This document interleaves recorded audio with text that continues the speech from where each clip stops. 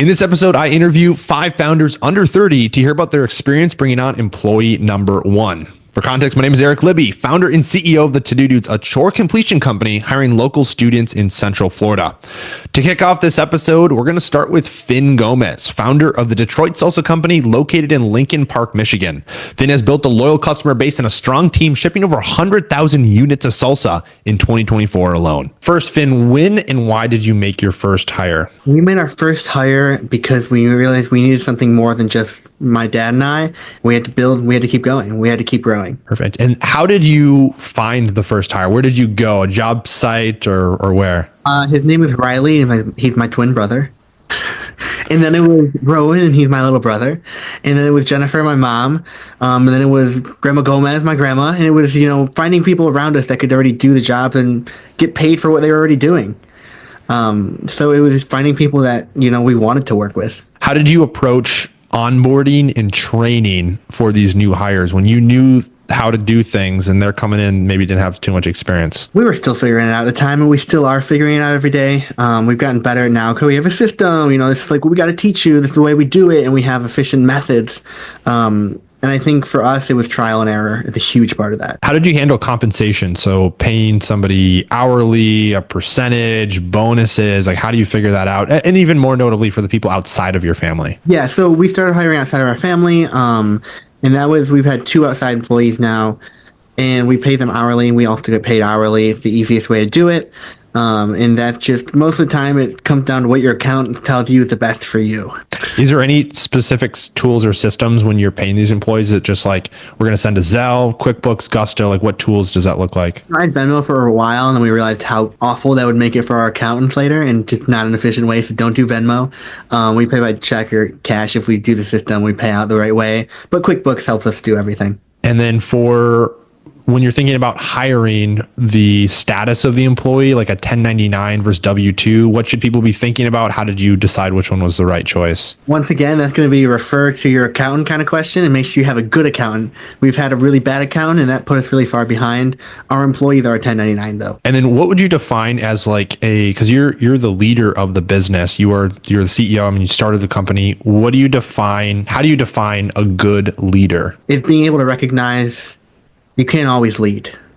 Sometimes you have to listen and understand that some people know what they're doing more than you do, or that they also have the ability to trust their gut and do what needs to be done. And for me, I think that's the most important thing I've ever learned, is that I don't need to always be the leader. There's other people that can do what I want to do better than I can, and I should be taking advantage of that or allowing them to do that.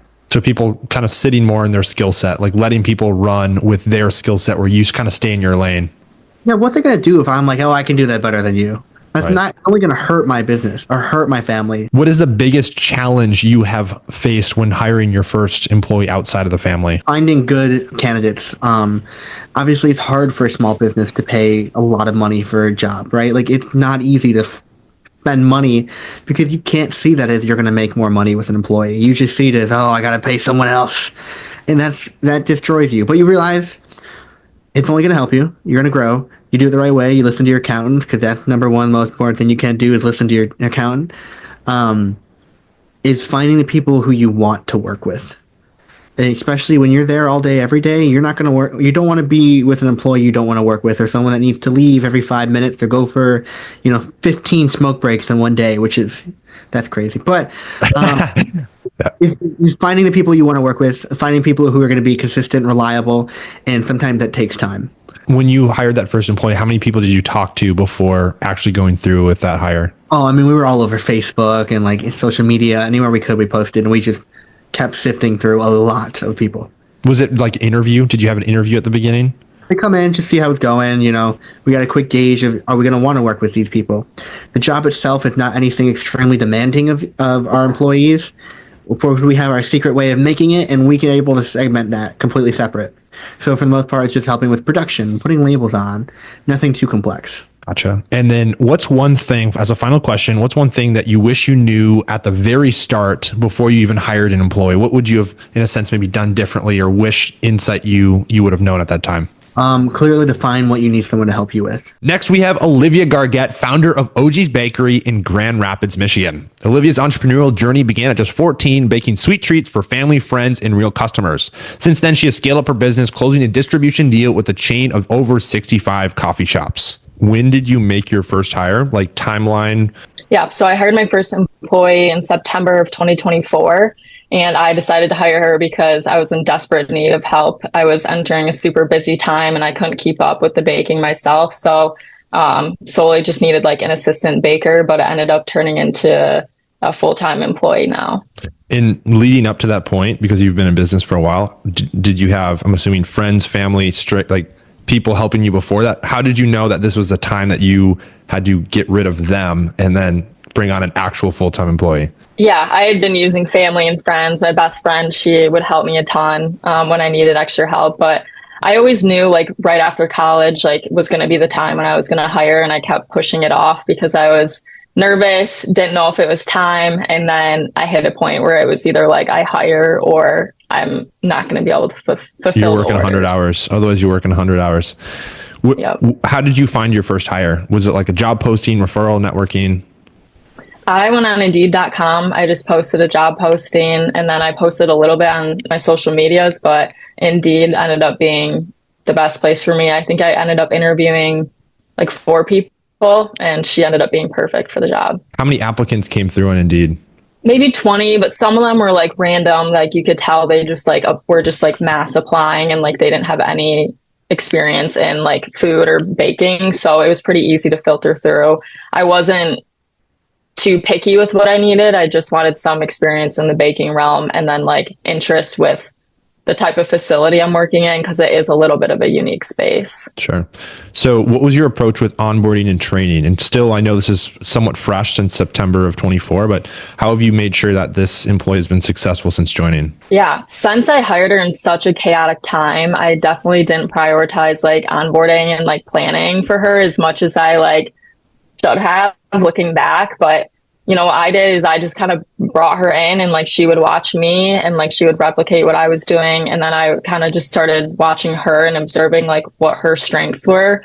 And at this point now, like we kind of just know what each other is fastest at and just kind of like automatically do that. So I was able to see where she fits best. And she had prior experience baking and in kitchen spaces. So she caught on very quickly.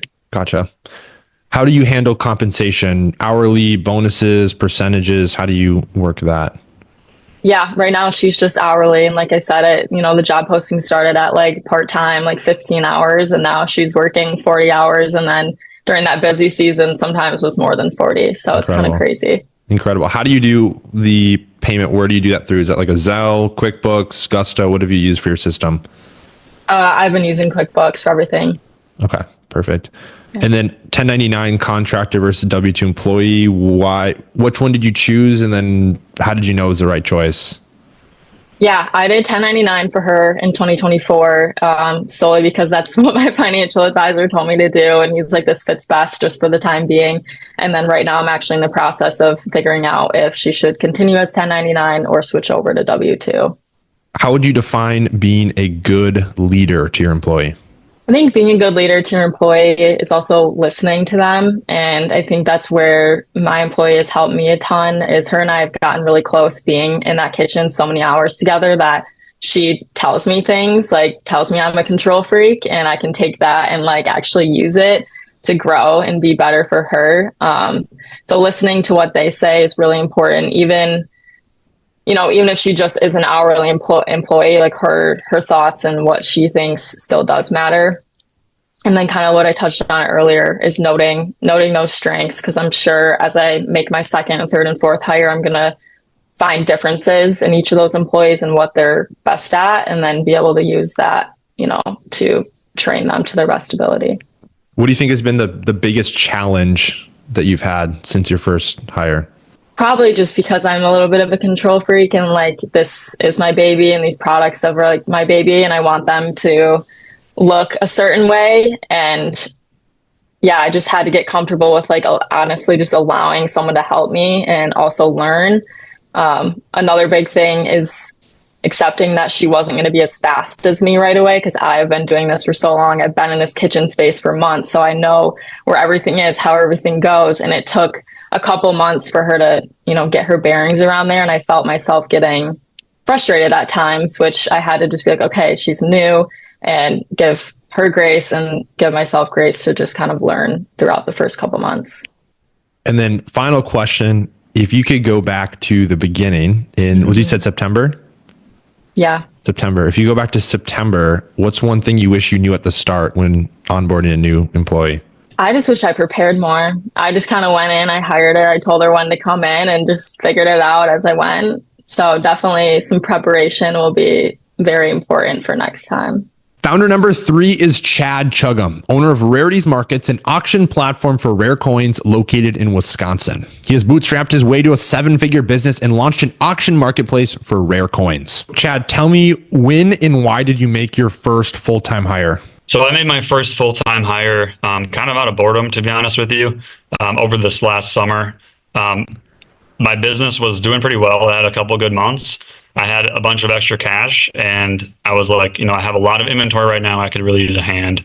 And so just someone to help around the office, get packages out, stuff like that. They were more of like an administrative role, from what I understand.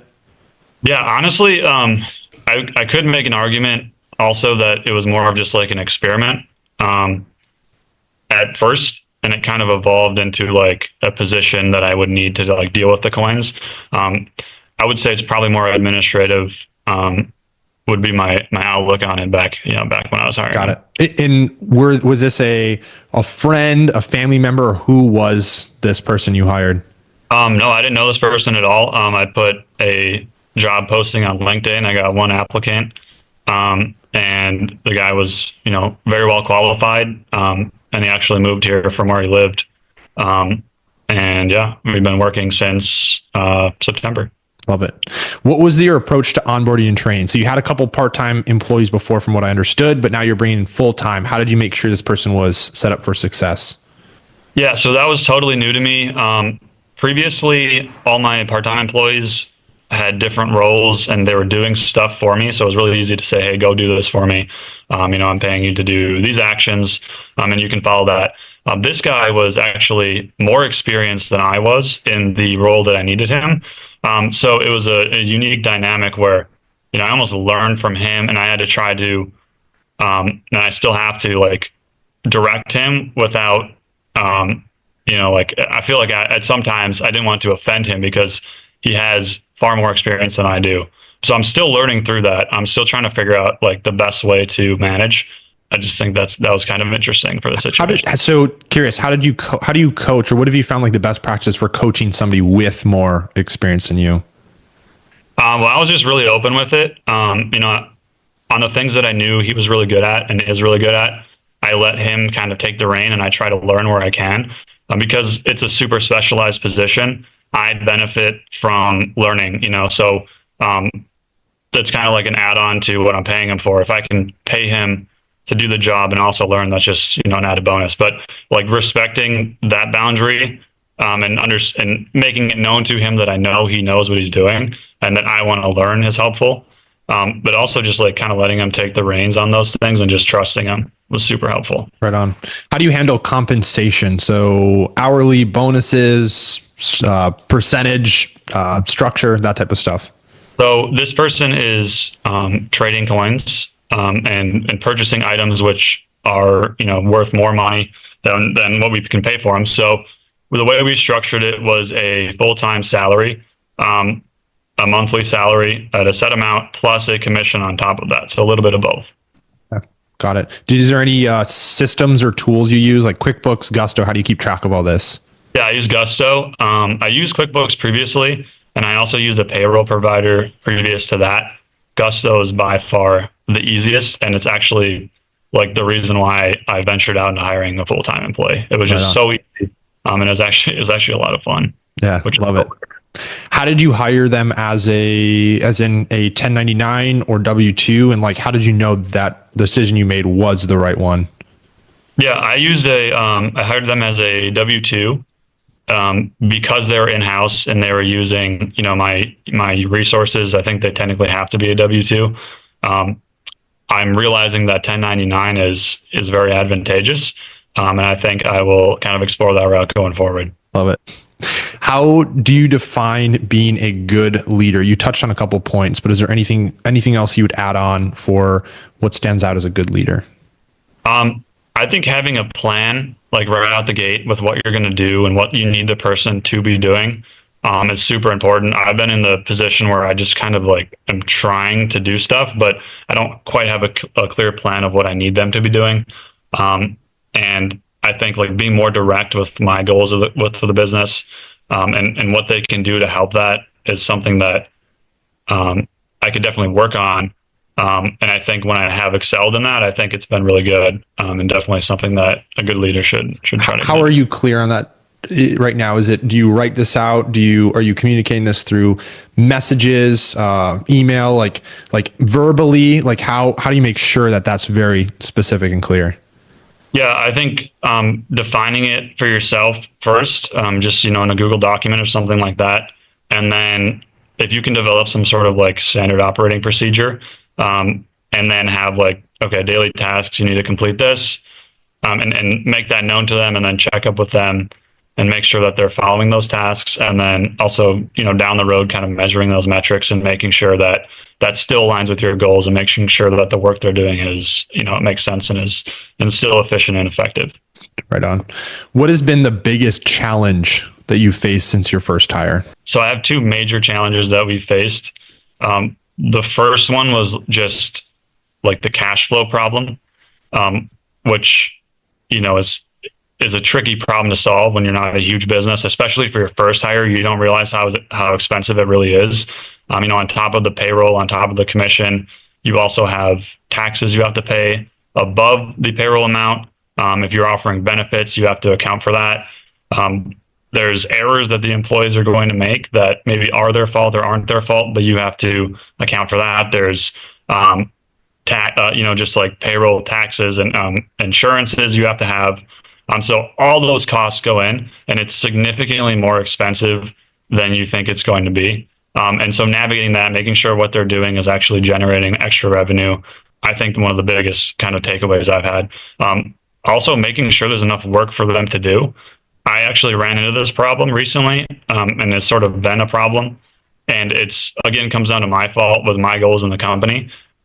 But like, if you have an employee you're paying and you don't have enough work for that employee to do, it can kind of just wear you down mentally as an entrepreneur, I feel like, because you feel as though you're wasting resources to a degree.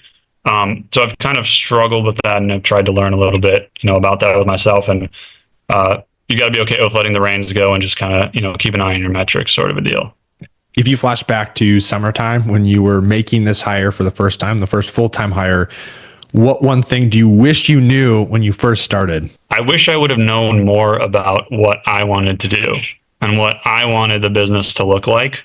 And I wish I would have been a little more forward thinking with, just like my goals in life and within the business. And, I wish I would have thought a little more, if this works or if this doesn't work, more importantly, is it worth taking on the obligation now? I think that would have set me up. It's been a great experience. I like the guy, and, it has worked and hasn't worked in various ways, but I think if I would have thought a little bit more about, what I wanted my business future to look like, I think that would have been really valuable. How could an entrepreneur that's just starting, what could they actionably do to make sure that they set themselves up for what you just learned there? What do they need to be thinking about before taking on that first hire? I think there's a little bit of intuition that everyone has. At least I have this when I'm starting a business. I know very quickly when I have an idea if this is something I really want to do, or if this is something I think I should do. I think if it's something you really want to do, I don't think this is going to be an issue for you. I think, if it's something you're super passionate about, you really want to grow a business, make that hire. You're going to learn a lot, even if it doesn't work out. But if it's an idea that kind of stresses you out to think about, and I've been in this situation many times, really think about like what you want that idea to look like, what you want that business to look like, and whether or not you even want to do it at all. Because once you when you go from being a solopreneur to an entrepreneur with employees, you have a lot more responsibility, and you have to start thinking about, the employees' family, if they, their expenses, their lifestyle, and you sort of it becomes way more real. So I think first you got to decide if you really want to do it, and once you make that decision, you just need to be okay with treating people right, and yeah, I guess just you got to treat people fairly at the end of the day. Up next is Adam Green, founder of Stunio, a short-term job platform based in Lansing, Michigan. His company launched as a way to connect college students and locals needing extra help. Since then, they have received VC funding and have now completed over 2,500 jobs. Adam, when and why did you make your first hire? Great question. Back in 2021, when I had started with the idea of Stunio, but back then it was actually called Uniservices. Actually, before then, it was not called anything. It was just a student group. Helping neighbors. Yeah, it was like helping neighbors ourselves. Like, it was just me at the start. I was selling my plasma twice a week. This is sort of like my famous story. I was selling plasma twice a week to make more money during law school to pay for a bunch of different things. And I started doing some odd jobs for some local friends of mine in the community. One of my mentors actually at the state capitol where I used to work.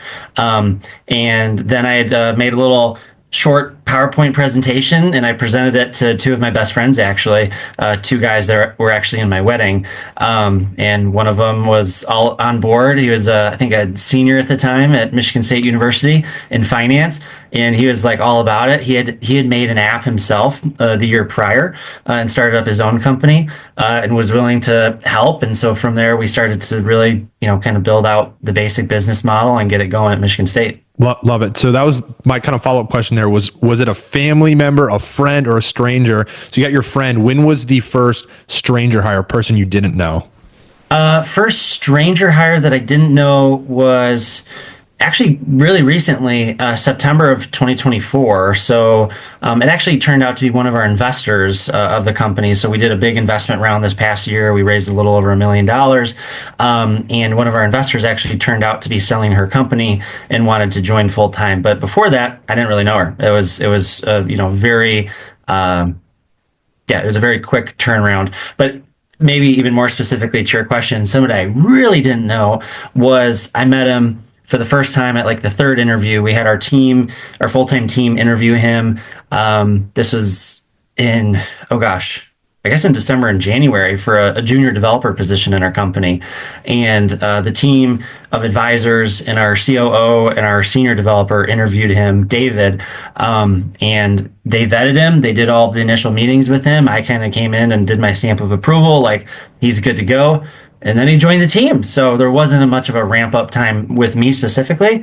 It was a lot of delegation on that one. Perfect. So I was going to mention your first hire. How did you find them? But you mentioned your friend. So I think that's a perfect story you could touch on. How did you find him? Like, was it on a job board? Was it networking? Like where you said David? David, yep. David, where was David? How did you get him?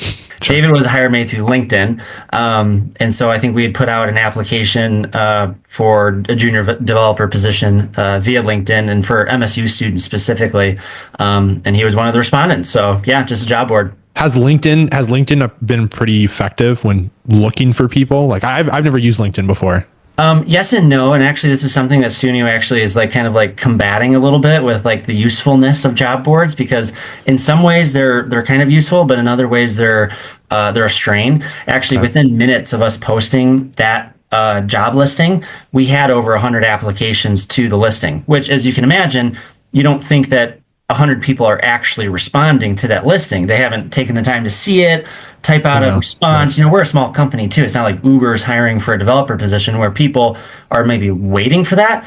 Not many people know about our company yet. So to think that 100 applications came in with literally within minutes, it's all AI. So a lot of these job boards utilize AI to just spray and pray, is what they call it, to get resumes and applications into your inbox. So for us, it caused a ton of work on our side to then go through all those applications and kind of weed out like 80%, which were really sort of irrelevant to what we were trying to do. Right on. So going back to your first hires, when they were your friends, what was your approach to onboarding and training? It was your company. How did you get them on board and make sure that they were set up for success? Yeah, when we first started the company, it started essentially the two of us. So we were kind of learning a lot of the processes together. I had some experience though with another company that I was acting chief operating officer for. As a former Speaker of the House in the Michigan House of Representatives, his technology company that he created. So I had a little bit of experience with administration of a company. So we had sort of an agreement set up where I was, I was making a lot of the strategic decisions at first and some of the administrative ones, and then he was implementing kind of on the app side. So it was just a sort of agreement up front, that we both didn't know fully what we were doing with every little detail, but that I had a little bit more experience than he did at the time, and thus I was going to be making some of those decisions and kind of driving the direction of the company. Do you, when you do that, is it like you're vocally communicating? Is it like, here's documentation, like, please read this? Like, how do you make sure that that is ultra clear? Yeah, great question. At the beginning of the company, no, it wasn't as well documented as maybe it should have been. I think we operated a lot on expectations or just like subtle, subtle expectations. But that's also a fault of mine, looking back, that the expectations maybe weren't more clearly laid out, because as it naturally happens, it's sort of, you kind of seep into one another. It's like if my expectations for my role aren't clear, I may seep into another person's role and vice versa.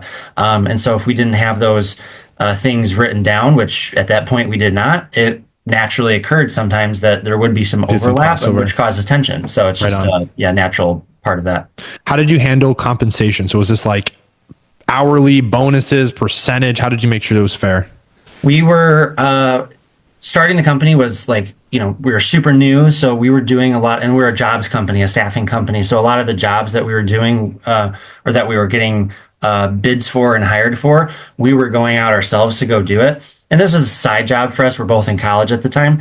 And so we were paying ourselves through the work of the company, just like actually doing the labor, and then stashing and storing up the rest, for other things like promotional materials or, marketing and those sort of things. So yeah, then when we got a little bit of extra money, then I remember there's a few times where I gave out a few bonuses or whatever, just like say, here's some fun money, type of thing, but nothing too formal at that point. And, it was super scrappy and admittedly hacky to start. Love it. How a startup has to start. Love it.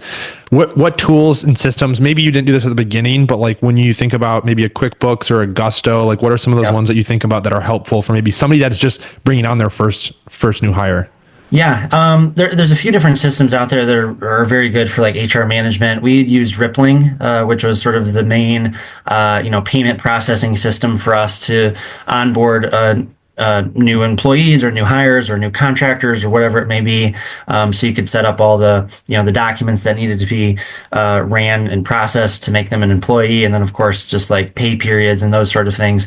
So Rippling was a good one. Nowadays we use a third party external company that sort of runs all our payrolls. They're like a whole third party service themselves. But we also use QuickBooks for contractors, and and those sort of softwares have various tiers. So you can have the base model all the way up to the enterprise, depending on the size of your company. What so you it really need. works well. Absolutely. When you first started, were you 1099 or W-2s? And maybe what advice would you give to somebody that's like, I don't know anything about this, I don't know what to decide? Yeah. At first, I don't even know, at the very beginning, I don't even know if we 1099 or W-2'd ourselves. I forget how we compensate ourselves. I'm pretty sure it's 1099. So I think that was like the simplest way. There was like not as much like legal administration to go through. And so over time, as people became more like full-time on the company, that's when they became W-2s, as is myself. Like I became a W-2 employee of the company when we became full-time. Right on. How would you define, Adam, a good leader? So you're the CEO of a company. How do you make sure you're a good leader for your staff?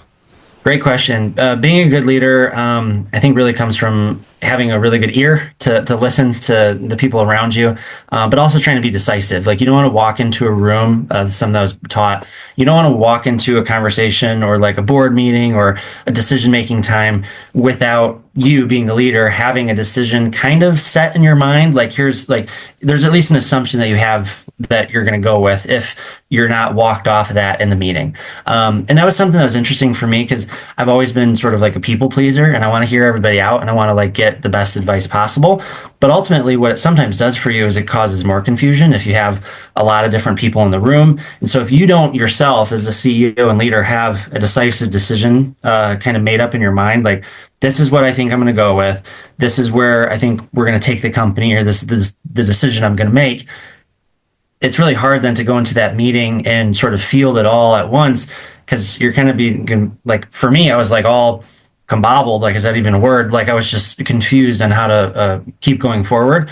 But when I would go into a meeting with a decision in my head, kind of understanding like where I would go, unless I was drastically walked off that position from, say, the majority of the people at the meeting, right. That helped me to still receive, the comments, thoughts, criticisms, anything, and adjust if need be, but maybe not so drastically as saying like it's like a binary, like it's either you do it or you don't do it.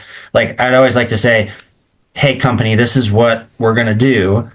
Let's get some feedback now and kind of tweak. And so I think as a leader, you have to have some decisiveness, but also you have to be willing to adjust and to adapt, of course, as you go on. Another point regarding being a good leader, I think being a good leader is being potentially stubborn on your vision, but flexible in the details. That was a really nice quote I heard recently. I think it was actually from Jeff Bezos. He was talking about getting Amazon started.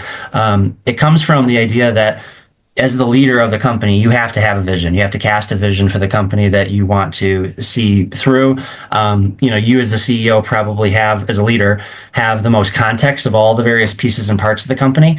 As you're receiving comments, questions, concerns, and, various, parcels from the people in your company and around it, you're going to adapt, you're going to be flexible, but you're stubborn on potentially what that vision is for your company, because ultimately you are the leader. You have to have some decisiveness, but to be flexible in the details is key, so that you're not always saying, this is the vision and this is how we're going to do it, because you may be really good at casting the vision, but when it comes down to the operational details, your team, that's why they're there. You're delegating tasks and parts to the team, and they should be able to help direct the finer details. So be flexible on details, potentially more stubborn on vision. What's one thing you wish you knew before starting your company? Like, if you go back, you're about to make that first hire, what advice would you give yourself? I wish I knew how to onboard employees better, like we talked about with sort of casting the vision, and even just like writing down expectations. I wish I had more of an understanding of how much that would impact relationships and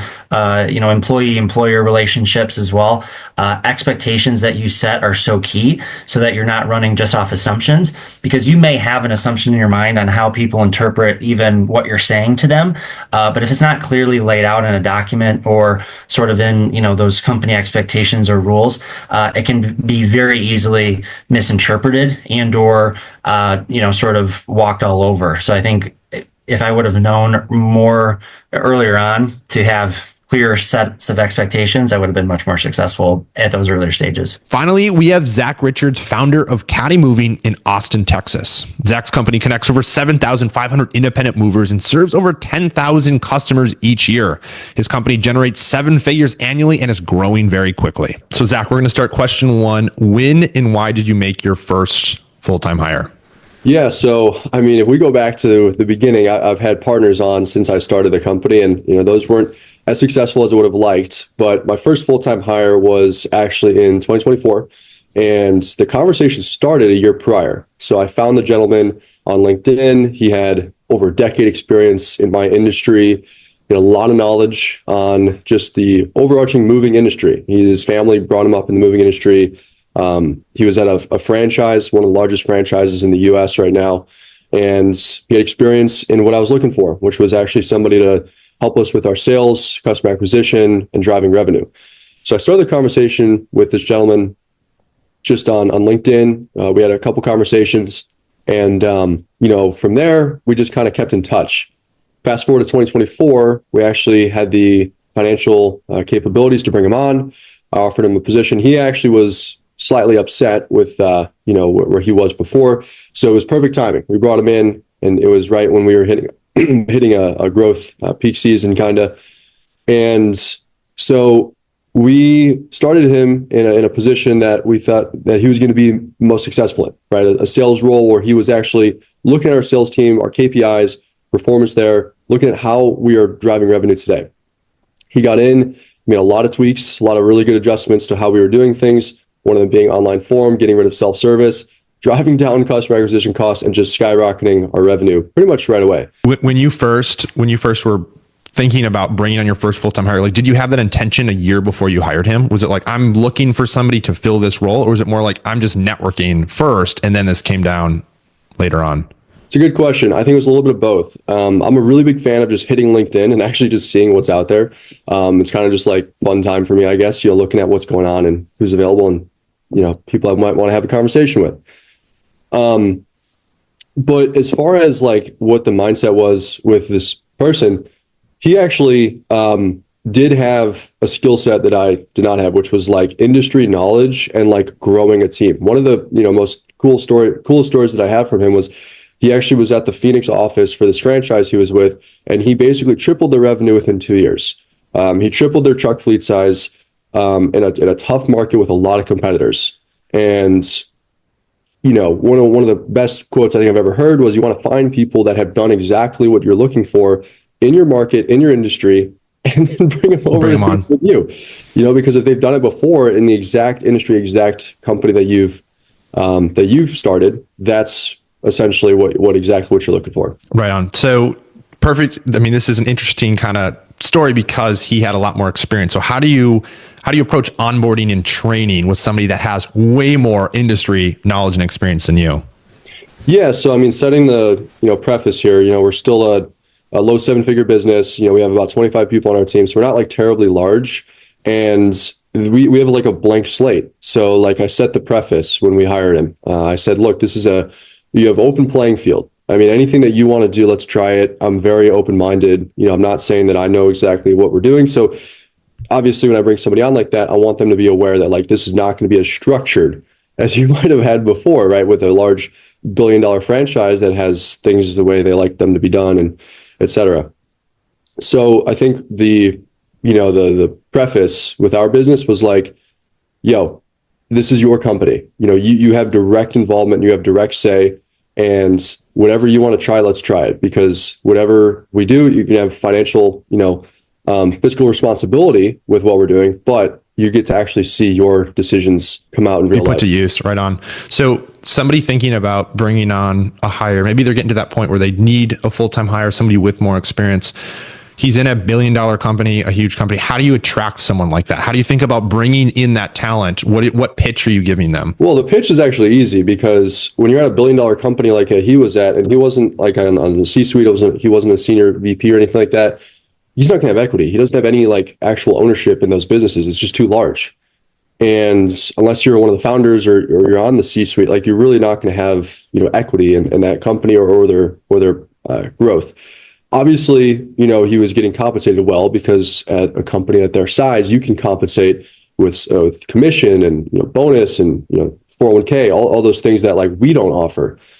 So the pitch is the complete opposite. It's like, hey, if you want structure, if you want really high paying salary, stability, I would recommend staying with the company you're currently at. But if you want high growth, if you want equity, if you want potential for serious financial ROI on your time, then like this is the company for you. And he was looking for something that offered more of that, because in this day and age, it is quite difficult to find positions where you could get in early and right get equity in a company that actually has the exact same let's call it educational requirements, because we're in a moving industry. Like, it's difficult to find people in a growth minded startup in like our industry. Our industry's old dinosaur, like it's just old school. So when he saw that we were like a startup that had we had really big goals, it was very attractive to him. How did you handle compensation? So like payment structure, hourly. So you mentioned equity, but also like hourly bonuses, like somebody that's never done this before. How do you think about it? Yeah, look, I mean, we came in at for this position, I mean, we definitely came in lower than what he was used to making. I mean, that was, clearly stated when we were discussing, because we just don't have the ability to pay those wages right now. Now, we had a projections, we had a plan to exceed what he was making though. So I think the important thing for a lot of people to remember is like, right now, you might not be able to compete with the large companies that are offering these large, compensation packages, but you need to have a plan. on how to get that person either at or well above what they were making before, because that's the reason they're going to work with you. I mean, if you're pitching on, it's the brand, it's the vision, it's like that goes so far. People work for you because they want to make a lot of money, and I think that that's okay to lean into that. And so with this person, we were telling them all of our books. We shared everything, our financial targets, our current revenue, what we were making as profit, what do we want them to do as profit. And it just makes sense. We're exceeding targets every year. We're improving every single year. He can see the vision, and he can come in at almost exactly, like I said, that Phoenix location that he was at, almost at the exact same revenue. And he had the vision of how to actually bring us, to how to grow it even more. Right. Exactly. So he could see it clearly. I think that's important, especially when you have to offer a compensation that's lower than what they were originally getting. In terms of tools and systems, QuickBooks, Gusto, how do you figure out how to pay your admin team? So honestly, I'll be completely honest with you. I think you can ride any of these softwares until you're, 50, 100 plus employees. Most of them work just fine for startups. We were on Gusto, and then we switched to ADP only for the reason that my sister actually works at ADP. So we switched over to ADP, okay, which is like one of the larger payroll providers, and you could do any of them. I really don't think it matters too much until you start getting into okay benefits, okay health insurance, okay dental, 401k, like all those things. Maybe then you kind of scrutinize the differences, but we kept it pretty simple. We're just using ADP. Right, absolutely. So when you hired them, was it as a 1099 or a W-2? And how did you know you were making the right decision on it? I think the knee-jerk reaction for a lot of entrepreneurs is just go 1099 because you're like, keep it low risk. If easy, we need to fire them, right. Let's just get them out. So I did that for my first original partners. So I was kind of mentioning how I did have a couple partners in the beginning. It didn't really work out quite well. They were 1099, and honestly, I don't think that's the right direction to go because you're kind of halvesies with these people. If you kind of give yourself like, hey, it's just 1099, I could fire him at any time, or God forbid you're not really sold on the relationship in general, you don't really trust the guy, that's not good. That's not the right mindset in the first place. So when I brought in this gentleman, we were W-2 from the beginning. It was like, we're set on you, like we trust you, we have really good chemistry already, let's W-2 for sure. And that was totally right. Yeah. Cool. What would you define, now that you're working with multiple people as a leader, how do you define good leadership? Leaders come in all sorts of shapes and sizes. It's everyone's got their own kind of style. Everyone's got a unique personality. Honestly, when you ask me that question, I think of the best leaders that I've come across in my previous experiences. And honestly, the best leaders are just ones that you number one, trust, and number one, you want to get behind. I think it's really easy to get people to want to fight for you and run a great business and grow a great business when they believe in you and they want to support you and get behind you, because you're kind of the guy at the front of the ship that's saying, hey, do this and do that. And so you're kind of directing the whole orchestra and sympathy.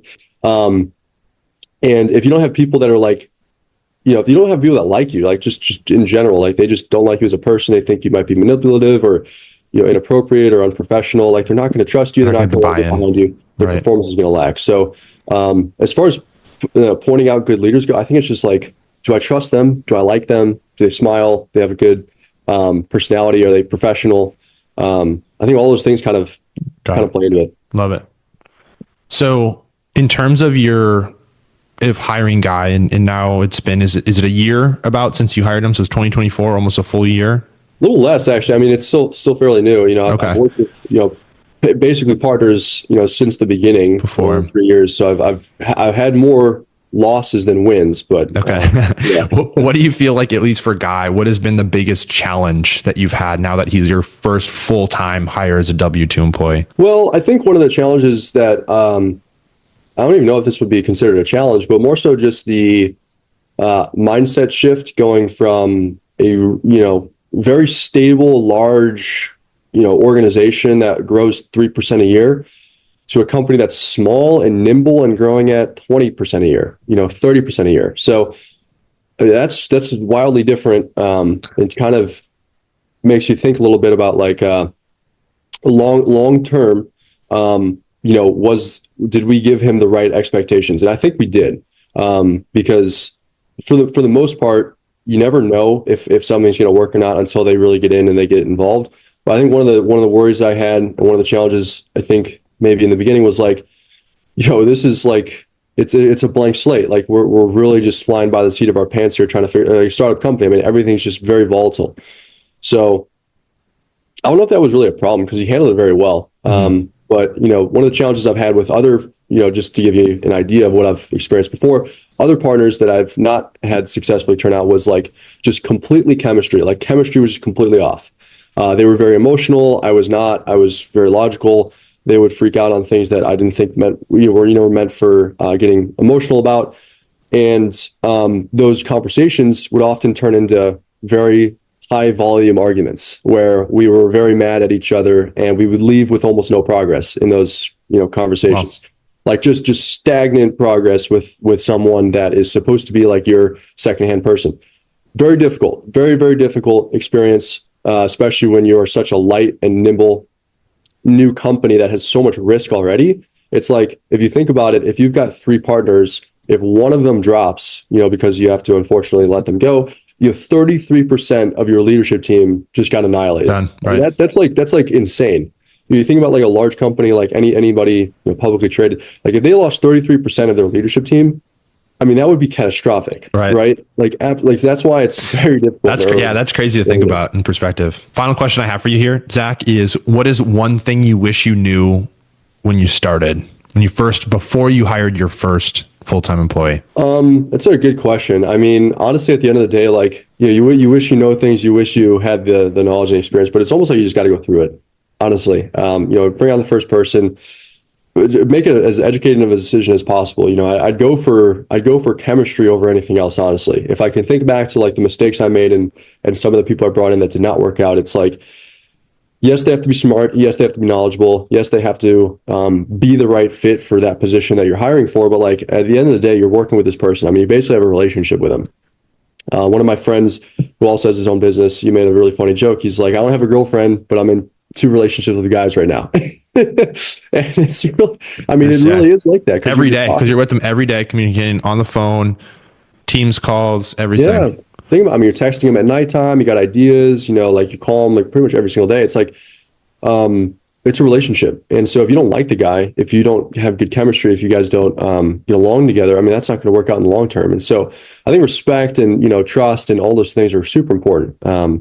And so I think the biggest thing I could say is like, hey, hire for education, hire for intelligence, and hire for people with skills, because that's all very important. But you also need to like, trust the person and really vibe with them, because the company culture is like, gosh, that is extremely important. Right on. Now that's what 5 founders had to say about hiring employee number 1. If you found this video helpful, if you would share this with somebody else that you think could benefit, make these videos as a resource to those in business.